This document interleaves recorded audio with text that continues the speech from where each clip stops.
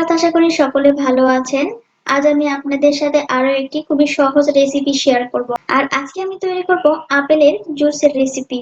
এখন যেহেতু বাইরে প্রচন্ড গরম, আর এই গরমের সময় এক গ্লাস ঠান্ডা ঠান্ডা আপেলের জুস আপনার শরীর এবং মন দুটোই চাঙ্গা করে দেবে।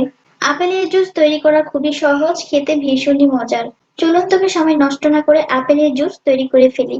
আমি এখানে জুস তৈরি করার জন্য নিয়েছি দুইটি মাঝারি সাইজের আপেল। আপেল দুটোকে আমি ছোট ছোট টুকরো করে কেটে নিয়েছি। এবার আমি এই আপেলের টুকরোগুলো একটি ব্লেন্ডারের মধ্যে দিয়ে দিব। সাথে দিয়ে দিব স্বাদ মতো চিনি। আপনারা আপনাদের পছন্দ মতো মিষ্টির পরিমাণটা কম বেশি করে নেবেন। দিয়ে দিব স্বাদ মতো বিট লবণ, 1 টেবিল চামচ পরিমাণ লেবুর রস। আর আমার এখানে দুইটা আপেল প্রায় 1 কাপ পরিমাণ হয়েছিল, তাই আমি এর মধ্যে দিয়ে দিব 2 কাপ পরিমাণ পানি। দেওয়ার পরে এবার আমি ঢাকনা লাগিয়ে ব্লেন্ড করে নেব।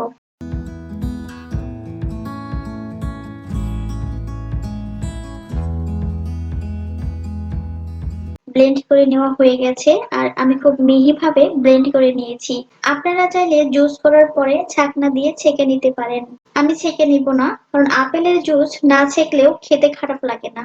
পরিবেশনের জন্য আমি গ্লাসের মধ্যে বরফ কুচি দিয়ে দিচ্ছি। এতে করে ঠান্ডা ঠান্ডা আপেলের জুস খেতে ভীষণই মজা লাগবে। দেওয়ার পরে এর মধ্যে আমি জুস দিয়ে দিব।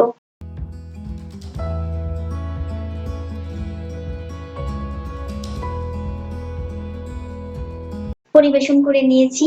গরমের এই সময় খুব সহজে অল্প সময়ে আপেলের জুসটি তৈরি করে খেতে পারেন। আর এই আপেলের জুস ছোট কিংবা বড় সবাই খেতে পারবে। খেতে ভীষণই মজার। আশা করি আপনাদের খুবই ভালো লাগবে। আজকের মতো এখানে বিদায় নিচ্ছি। আবারও ফিরে আসবো নতুন কোনো সহজ এবং মজার রেসিপি নিয়ে। সেই পর্যন্ত সবাই ভালো থাকবেন, সুস্থ থাকবেন।